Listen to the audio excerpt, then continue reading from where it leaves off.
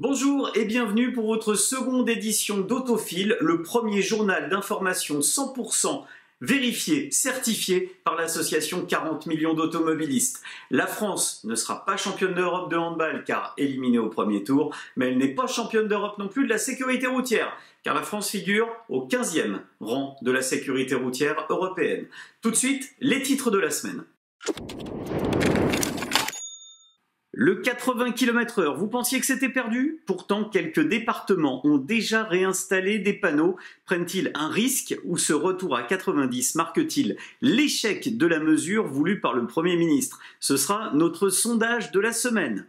Bouchon, usure, votre véhicule est certainement encrassé. Une solution propre et efficace existe pour s'assurer du passage au contrôle technique, le décalaminage par injection d'hydrogène. On en parlera avec notre invité de la semaine.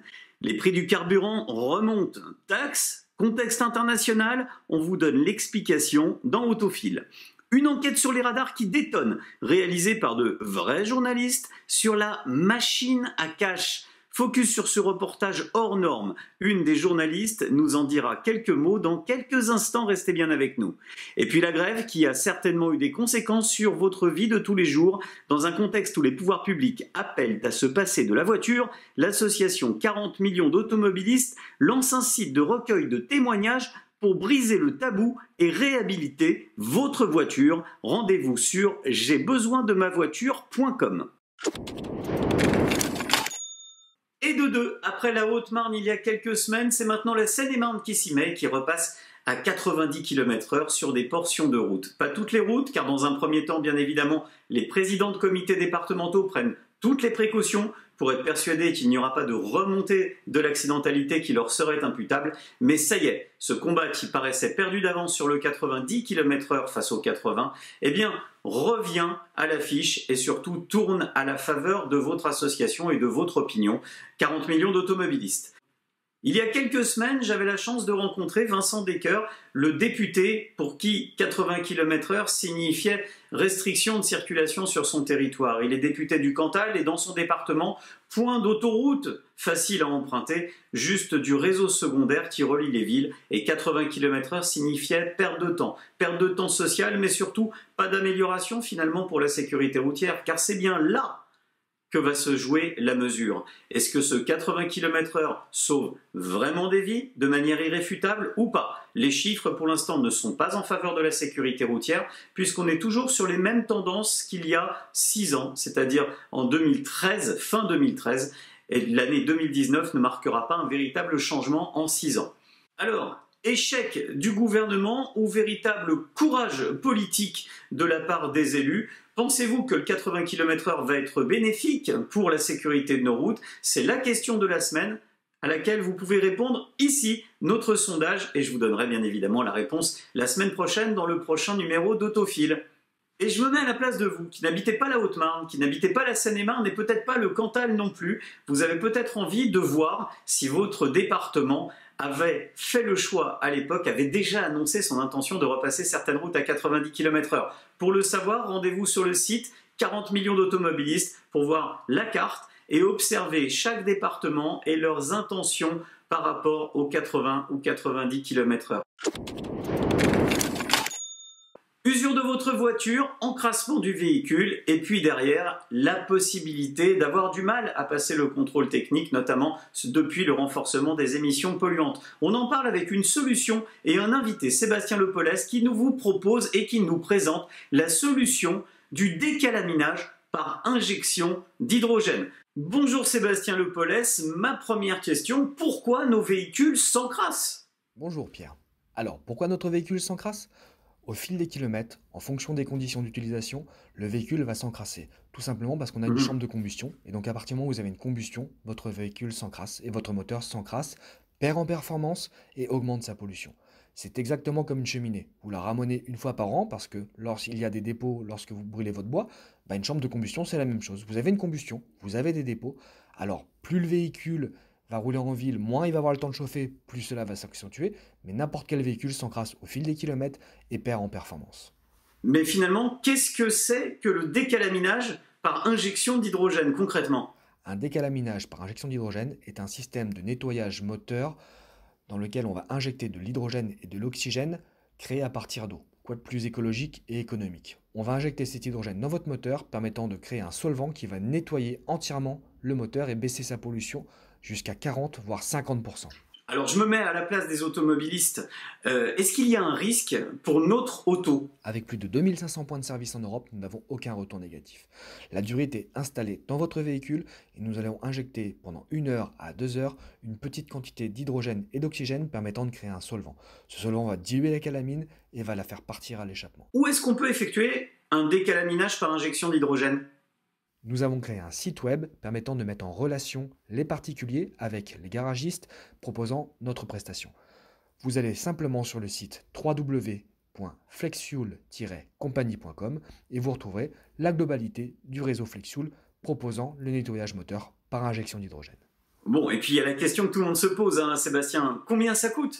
Il faut compter entre 70 et 90 euros pour un nettoyage préventif. Ça va dépendre de la cylindrée de votre véhicule et de l'accès technique au moteur. Est-ce que c'est un bon moyen, je me mets à la place de tous ceux qui doivent emmener leur véhicule au contrôle technique, de passer positivement le contrôle technique? Comme vous le savez, depuis juillet 2019, un nouveau contrôle technique a fait son apparition en France. Maintenant, votre véhicule doit répondre à des nouvelles normes beaucoup plus strictes au niveau de la pollution. Il est très important de nettoyer et de dépolluer son moteur avant de se rendre au contrôle technique. La plupart des véhicules sont recalés car ne respectant pas la norme plaquée à l'intérieur du compartiment moteur.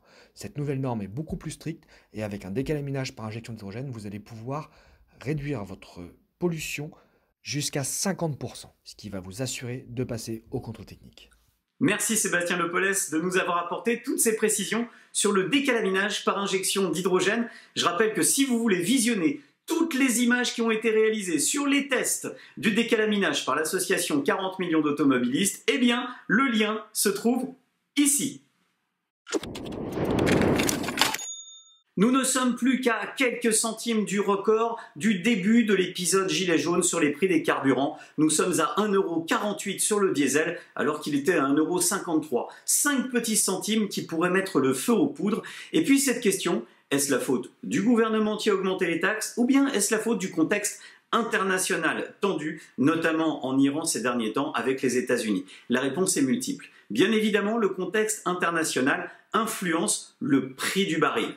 Ça, c'est une évidence. Mais n'oubliez pas comment se décomposent les taxes en France. Il y a la TICPE. Cette taxe est une taxe fixe qui porte sur le litre de carburant. Que le prix du baril augmente ou pas, la TICPE reste la même. L'État ne peut pas être accusé directement là-dessus.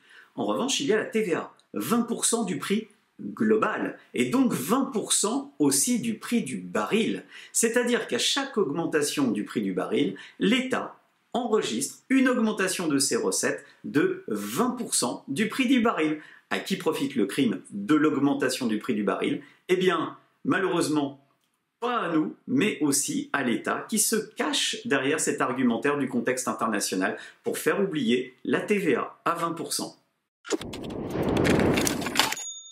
Un sujet sur les radars qui détonne et une invitée cette semaine, une seconde invitée dans notre autofile, Stéphanie Fontaine, journaliste, carte de presse, qui a décidé d'investiguer du côté de ce qu'elle appelle la machine à cash, du côté des radars, avec notamment beaucoup de questions au niveau des marchés publics. Bonjour Stéphanie Fontaine, ma première question est toute simple. Des reportages sur les radars, on en voit tout le temps, surtout du politiquement correct d'ailleurs. Mais le vôtre diffère véritablement, totalement des autres reportages. Pouvez-vous nous expliquer pourquoi ?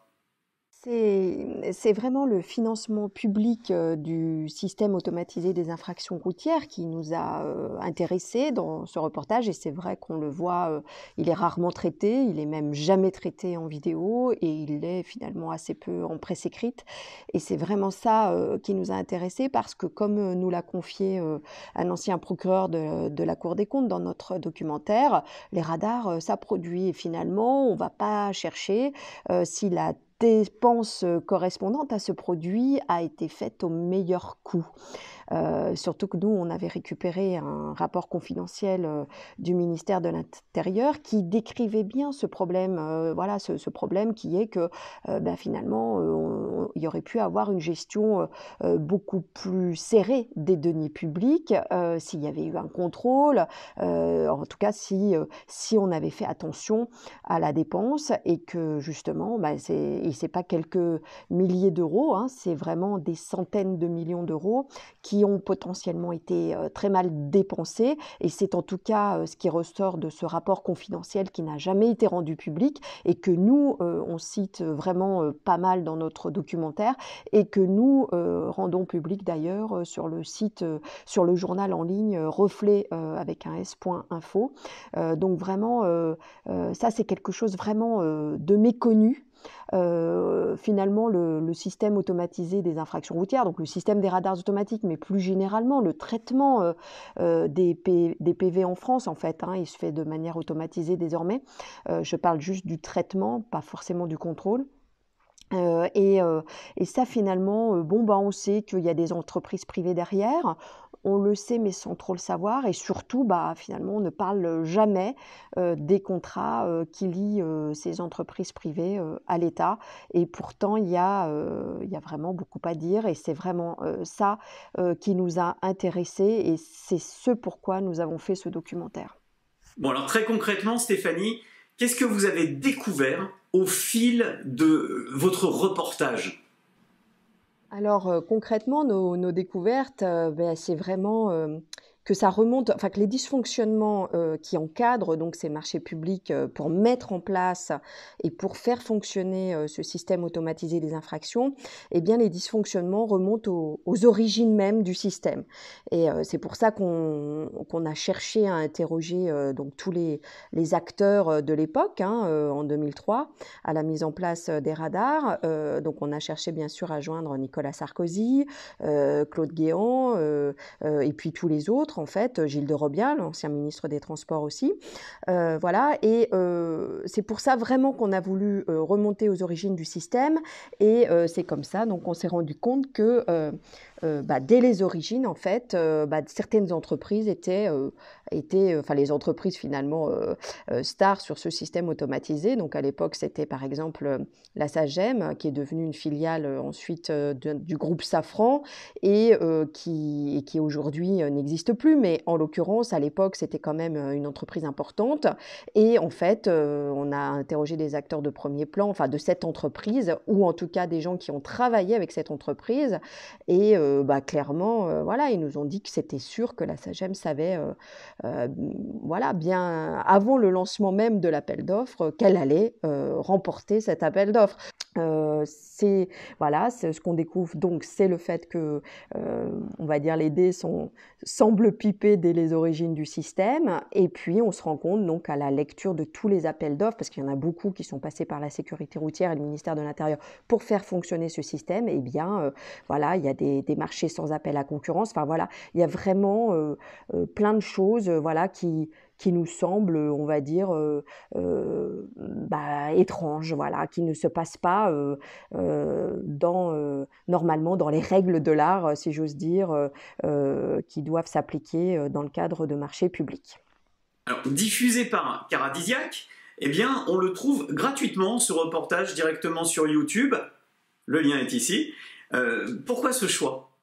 Alors le choix du gratuit s'est vraiment imposé à nous parce qu'on est passé pour l'essentiel, par un financement participatif, par un appel aux dons, et on voulait tout simplement pas que nos donateurs aient à payer 2 fois pour voir notre documentaire. Ce documentaire, donc on peut voir en accès libre sur reflet.info, reflet avec un S comme je le disais, et Caradisiac, mais aussi sur Mediapart. Et en fait, on est passé par un financement participatif pour l'essentiel. traditionnels, en dehors donc de nos diffuseurs, tout simplement parce que la télé n'en veut pas de ce sujet. On a du mal à comprendre le pourquoi du comment, mais ce qu'elle nous répond, c'est que ce sujet n'est pas assez concernant. Et c'est pourquoi donc on a décidé de le faire en toute indépendance. Je rappelle que je suis pas toute seule à le faire. J'ai des petits camarades également indépendants. C'est ce qu'on dit dans le jargon. Ça veut dire qu'on n'est pas attaché à une rédaction en particulier. On est des pigistes. Et donc, on est 4 réalisateurs. J'ai fait ce film donc avec Lise Itreux, Jacques Duplessis et Antoine Champagne. Et c'est vrai que, voilà, au moins, on peut dire qu'on l'a fait en toute indépendance, finalement, ce film. Merci beaucoup Stéphanie d'avoir été avec nous et d'avoir pris du temps pour tous ceux qui restent fidèles à Autofil et à 40 millions d'automobiles. Je rappelle que vous serez aussi notre invité, à Laurence Perrault et à moi-même et à Gaspard, dans l'émission Ça roule sur Sud Radio, dès samedi à 11 h. Et puis la grève qui a certainement eu des conséquences sur votre vie d'automobiliste. L'association 40 millions d'automobilistes s'y intéresse et vous laisse la parole. Il y a quelques semaines encore, on nous expliquait que la voiture n'était pas indispensable, qu'on n'en avait pas besoin et qu'il fallait s'en passer. On est quelques semaines plus tard, en plein épisode de grève, et sans la voiture, plus d'économie en France. Pourtant, ça a certainement généré un changement dans vos vies, peut-être des bouchons supplémentaires, peut-être tout un tas d'autres conséquences. Nous, on vous donne la parole pour nous expliquer et expliquer au pouvoir public en quoi vous avez besoin de votre voiture. C'est le site j'aibesoindemavoiture.com, le lien est ici, et vous pouvez directement laisser votre opinion à l'association 40 millions d'automobilistes. C'est votre site internet, c'est vous qui avez la parole, et c'est à vous d'expliquer au pouvoir public pourquoi votre voiture est essentielle. On clôture ce journal avec les résultats du sondage de la semaine dernière. Il concernait la boîte automatique ou la boîte mécanique. Étiez-vous plutôt boîte auto ou boîte méca? Eh bien la réponse, c'est boîte auto, à 72%, contre 28% pour la boîte mécanique. Vous voyez, effectivement, la boîte automatique est en train lentement de s'imposer en France. Allez, je vous donne rendez-vous dès vendredi pour la vidéo, comme chaque semaine, de la vie associative de 40 millions d'automobilistes. Vous y trouverez plein d'informations sur comment on vit à l'association pendant qu'on est en période off, pendant qu'on ne nous voit pas dans les médias. Et puis on se donne rendez-vous aussi samedi matin dans Ça roule sur Sud Radio à partir de 11 h avec à mes côtés mon acolyte Laurence Perrault. Allez, bonne fin de semaine à tous.